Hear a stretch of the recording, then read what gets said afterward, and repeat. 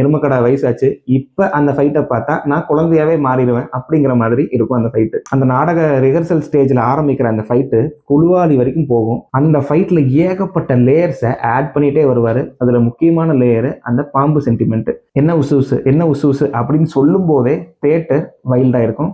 ஏன்னா தலைவர் படத்துல பாம்பு இருந்ததுனால அந்த படம் பெரிய பிளாக் பஸ்டர். ஃபைட்டோட எண்டிங்ல ஏகப்பட்ட குதிரை வண்டி இப்படி வந்து நிக்குது.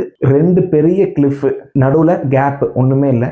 தலைவரும் மீனாவும் அந்த பெரிய குதிரை வண்டியில உட்கார்ந்துருக்காங்க. என்ன நடக்க போகுதுன்னு இமேஜினே பண்ண முடியாத டைம்ல அந்த குதிரை வண்டியோட அப்படியே ஜம்ப் பண்ணி 11 போடுவாரு. நான் யோசிச்சு பார்க்குறேன், வேற யாராவது ஹீரோ இதை பண்ணியிருந்தா எப்படி ட்ரால் ஆகியிருப்பாங்க அப்படின்னு. இந்த மீம்ஸ் எல்லாம் ட்ரெண்ட் ஆகிட்டு இருந்த புதுசுல ஒரு மீம் பார்த்தேன். எப்படி தலைவா உங்களை மட்டும் யாருமே ட்ரால் பண்றது இல்லை, உங்களை வச்சு மட்டும் யாருமே மீம் போடுறது இல்லை அப்படின்னு.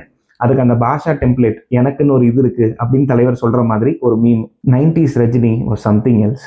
அவர் எல்லா விஷயத்துக்கும் அப்பாற்பட்டவர். அவர் என்ன வேணாலும் பண்ணலாம் அப்படிங்கிறதுக்கு அந்த ஒரு ஜம்ப் தான் ப்ரூஃப்.